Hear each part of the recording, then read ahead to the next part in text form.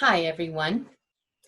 We have a special treat today. I am going to read a Norwegian folktale called East of the Sun, West of the Moon. There are many versions of this story, this folktale, and it's sort of a chapter book. In fact, there are 6 chapters, but I can finish it in one day.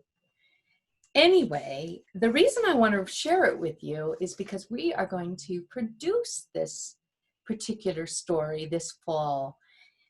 We're going to present it on stage and bring the story to life. And we hope that you will come and see it. We'll probably be social distancing, so there probably will be very small houses in our very large theater. And so because of that, there might be a need to get your tickets early. So stay tuned, check our website regularly, and you'll find the dates, but it'll be happening in early October. So the story is called East of the Sun, West of the Moon. Chapter 1, The White Bear. Far away in the north, where the land is covered in thick, dark forests, and the wind blows bitterly cold, there lived a poor family. Late one afternoon, they sat huddled around the hearth. The firelight flickered over the children's faces. The boys were quite handsome, the girls very pretty, but the youngest, Asta, was the most beautiful of all. As dusk began to close in around the cottage, there was a knock at the door. "Who's there?" cried the father, but there was no answer. So the father rose and opened the door, letting in a rush of icy air. Before him stood a towering white bear. "I have watched your family all summer," said the bear in a rumbling voice, "and I am ready to make you an offer. If you give me your youngest daughter," he went on, "I can make you as rich as you are poor." "I'll not give you my daughter," said the father, blocking the way, "however poor we may be." But Asta looked into the sad black eyes of this great white bear, and she made up her own mind. "We barely have enough food to eat," she said, "and our clothes are turning into rags. How will we survive the winter? I will go with the bear." So saying this, she stood up, collected all of her things, her belongings, and walked steadily to the door. "Don't go," cried the mother. "The bear must be under a spell," she whispered in her daughter's ear. "Don't worry, mother," said Asta. "I'm not afraid." Asta climbed onto the back of the bear. "Keep a tight hold of my fur," he told her. Then, before anyone could stop him, he bounded away into the night. Chapter 2, Inside the Mountain. While the moon was still high in the sky, Asta and the bear arrived at a craggy black mountain. The bear raised his huge paw and knocked on the mountainside, and a door creaked open. Inside was a glittering castle carved from stone. The white bear handed Asta a golden bell. "Ring this if you need anything," he said. No sooner had Asta taken the bell than she found herself alone in a grand bedroom.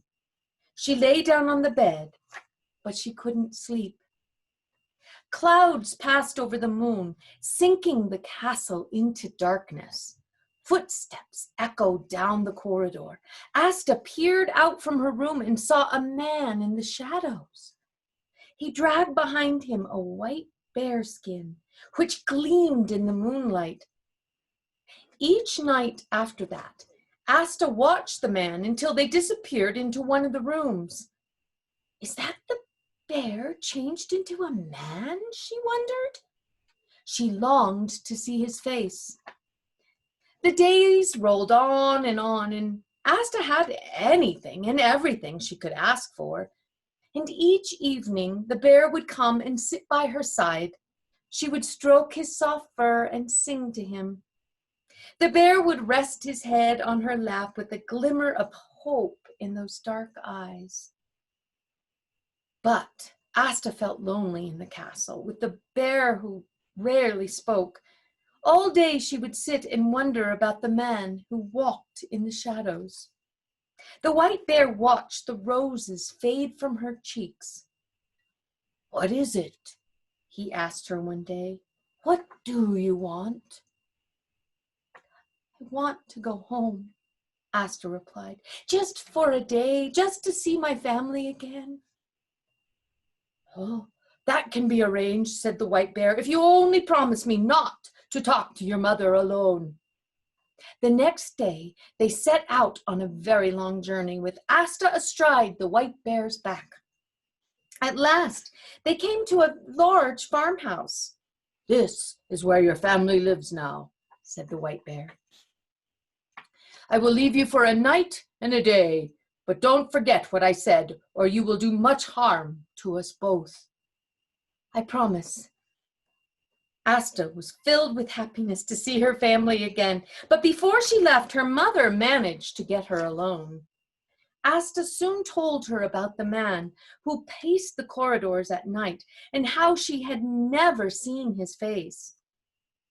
"You might be living with a troll," her mother said. "You must take a candle, hide it in your clothes, and light it up when he's asleep." That night, Asta kindled her light, then followed the man to his room. She held it above his sleeping form and saw the handsomest prince of her dreams. Unable to resist, she bent down and kissed his cheek. As she did so, 3 drops of hot wax fell upon his shirt. The prince woke up with a start. What have you done?" he cried. "I've been bewitched by a troll queen, so I'm a bear by day and a man by night. I was to be set free if I could find a girl who would love me for a year without seeing my human face. Now I must go to the castle that lies east of the sun and west of the moon, and there I must marry the troll queen." "Can't I go with you?" Asta begged. "No," answered the prince. "The troll queen has me under her spell. I must go to her." "Then I will follow you there," vowed Asta. "You can try," said the prince sadly, "but you'll never find me." Chapter 3. Golden Gifts.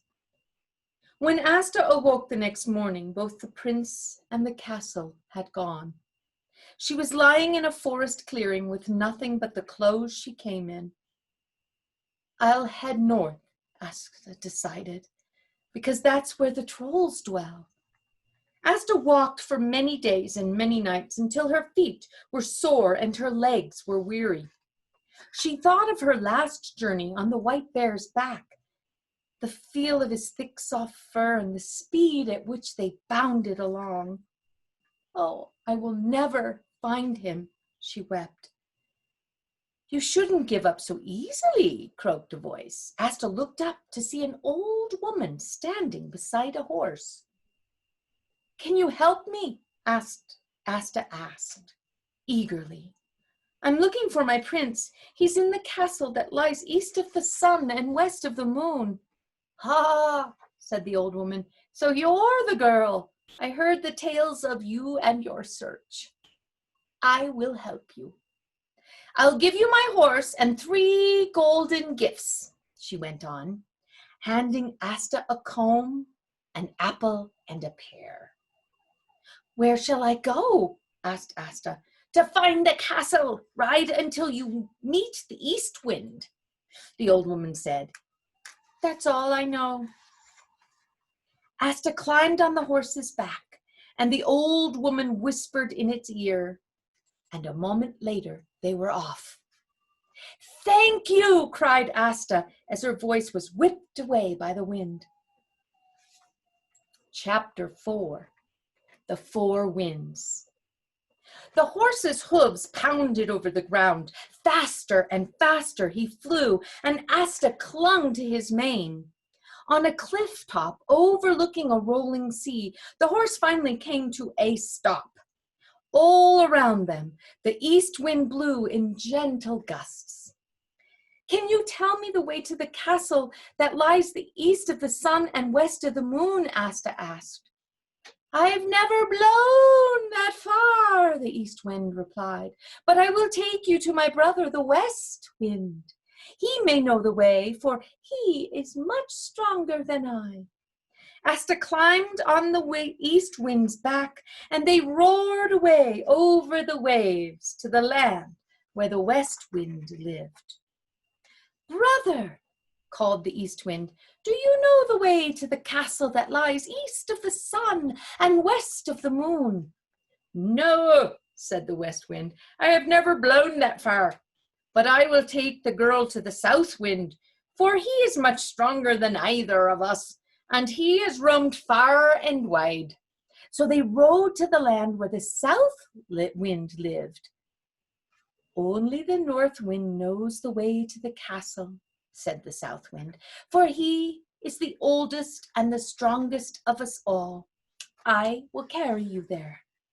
When they came to the north wind, Asta felt his presence in a frantic, icy blasts of air.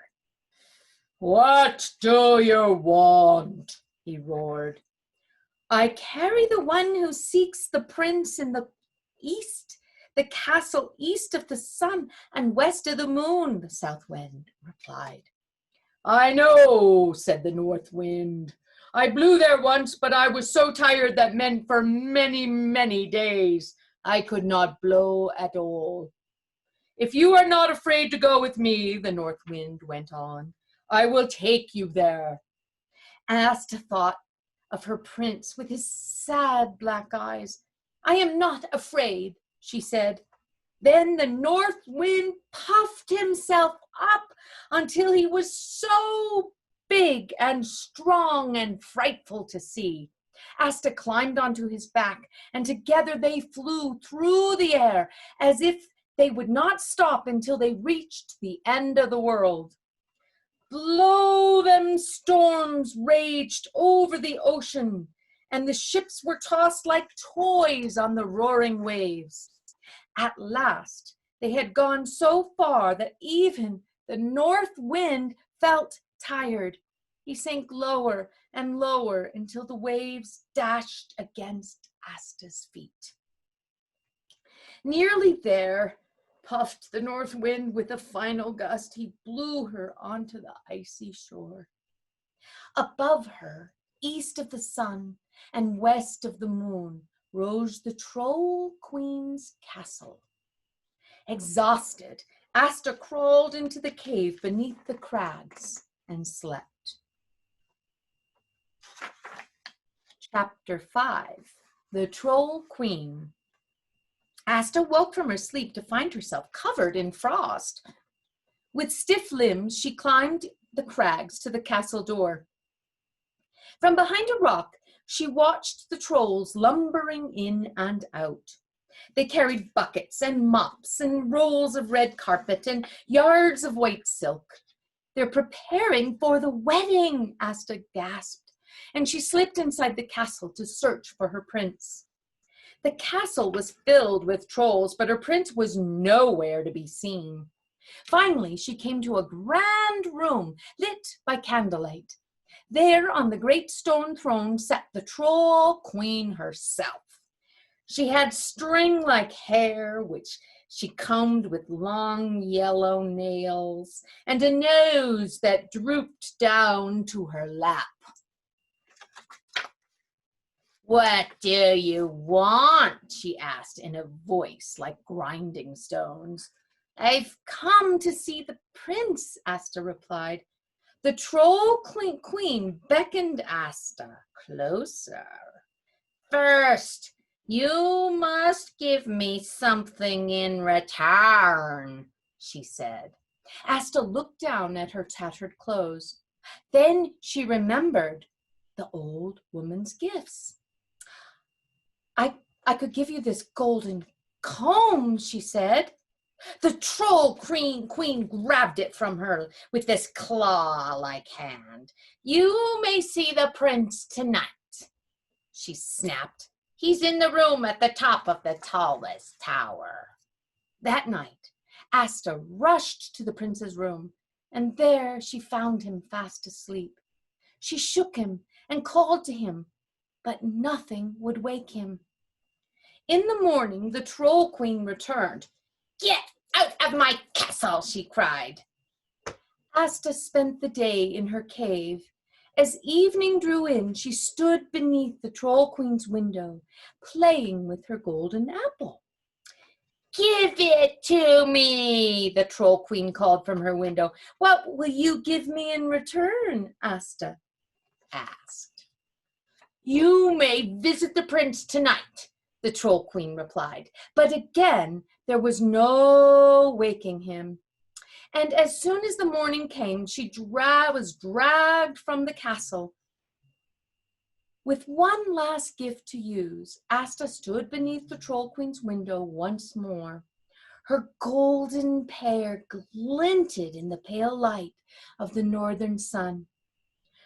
You may see the prince tonight, gloated the troll queen, in return for that shining pair. But it'll be the last time, she added.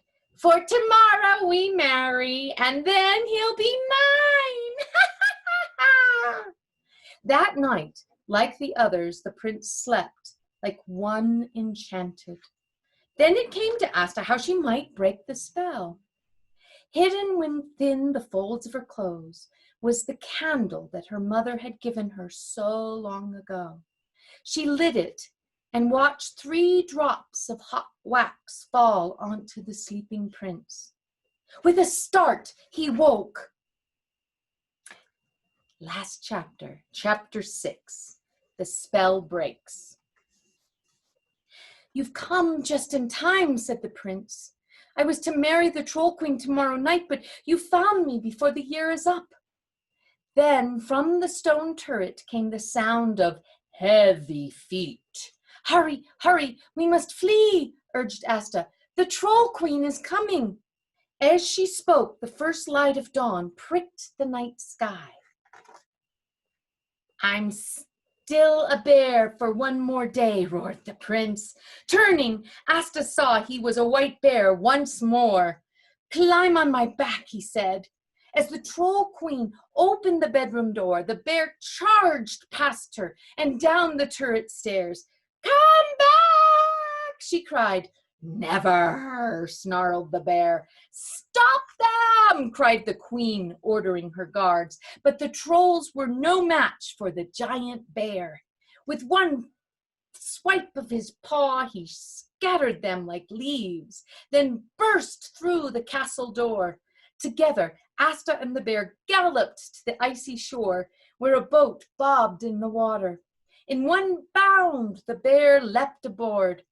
I thought you would need help escaping, said the north wind. In one bound, the bear leapt aboard. I thought you would need some escaping, said the north wind. All this time I have been resting. Now I will take you home.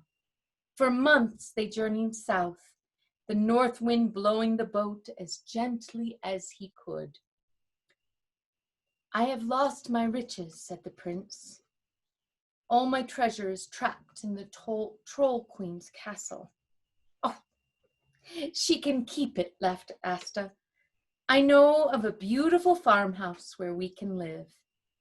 When at last they stepped off the boat, Asta turned to the north wind and asked, Why did you and your brother winds help me? Your story was foretold to us, the north wind replied. For you are the girl who went to the ends of earth for love. The end.